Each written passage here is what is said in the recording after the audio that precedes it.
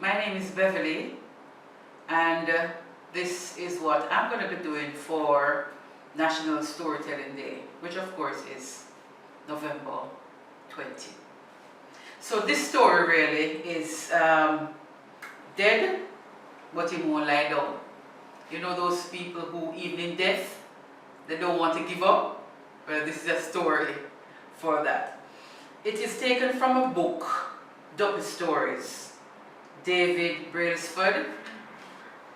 Doctah Stories by David Brailsford. Right, so I'm going to be doing very nice story here.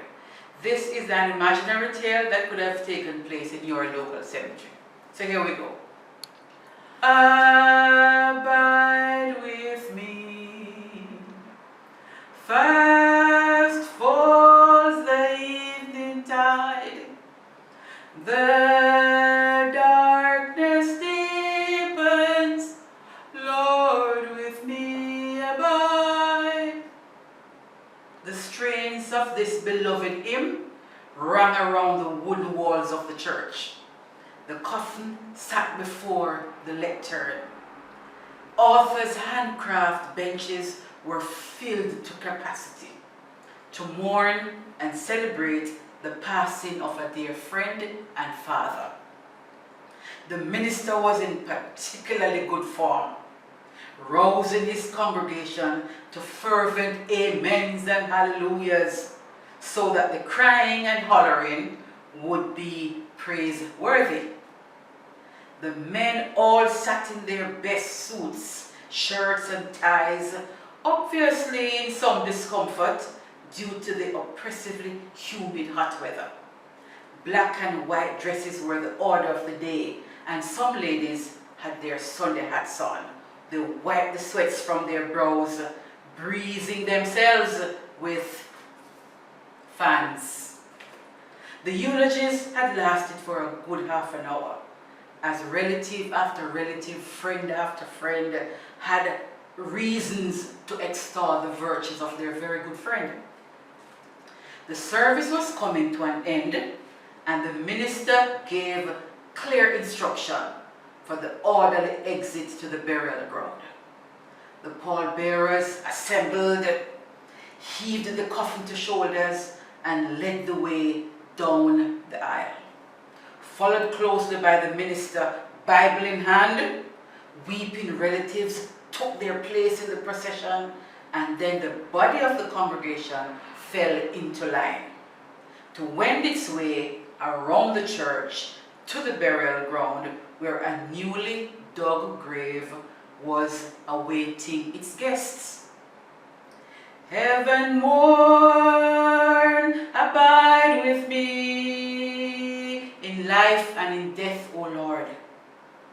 Again, the singing and praise was something to hear and to behold.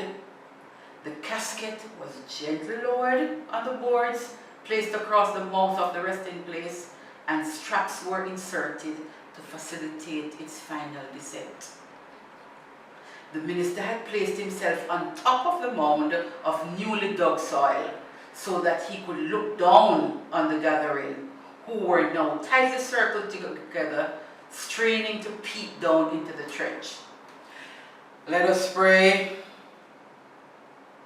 Silence fell around, and it seemed as though the creatures of the woods ceased their twittering and foraging to respect the dead. Into the silence came a sound. The preacher strained his ears to locate the source and location. Many of the congregation looking at each other with questioning eyes. Where did this sound come from?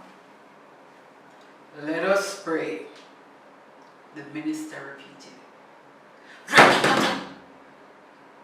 The location of the sound was now clear. Something was knocking on the coffin lid. A gasp arose from the mourners, and the circle made a sudden increase in size as everyone took a backward step from the hole, some showing clear signs of agitation. Others clung to each other. Some called to heaven for guidance. A few turned away and made a rapid retreat from the scene, milling about at a fair distance, fearful. Lord, preserve us. Reverend Johnson had stepped down from the mound, but gathering his courage and faith in his Maker, he climbed back to his vantage point. Brethren, sisters, we have come to mourn and bury our beloved brother, so let us go about our business. He beckoned to the pallbearers, who hesitated a moment, but witnessing the composure of their preacher, they stepped forward, lifted the coffin gently, held it firm onto the holding straps, removed the planks, and started to lower the coffin to its final journey. The casket was halfway down the hole when all hell broke loose. A traffic tin burst from the coffin, the lid being subjected to heavy blows from within, the sound reverberating all around. Bystanders were just running around. Panic ensued. The pallbearers let go the straps as though the straps were red hot, so that the coffin plummeted downwards and crashed while it was going down. The congregation went absolutely berserk. Screaming, shouting, wailing, they took their heels and fled. Some seeking sanctuary in the church, where they fell to their knees to pray. Others racing, some up, some down, heading up, heading down. They wanted to find somewhere safe. As the commotion faded, the woods fell strangely still again, as if watching and waiting with bated breath for some unthinkable creature to spring from the grave. Reverend Johnson was alone. He stood unmoved, his paling knuckles clenched to his Bible, his eyes closed in prayer. With a deep sigh, he opened his eyes, took measure of the scene before him, and now that his flock had fled, he knew he had to fight the good fight alone. He gazed to the heaven for a fleeting moment, then shrugged his shoulders, and tentatively approaching the grave, he looked down and spoke with a gentle, quiet voice. Nathaniel, man, your family and friends work so hard to give you this a send-off. Them do everything to cook food and give everybody. You get a good service, so you might as well satisfy with everything. Then, with a sudden surge of favor and pointing his finger, he said, "The doctor say you're dead, so you're dead."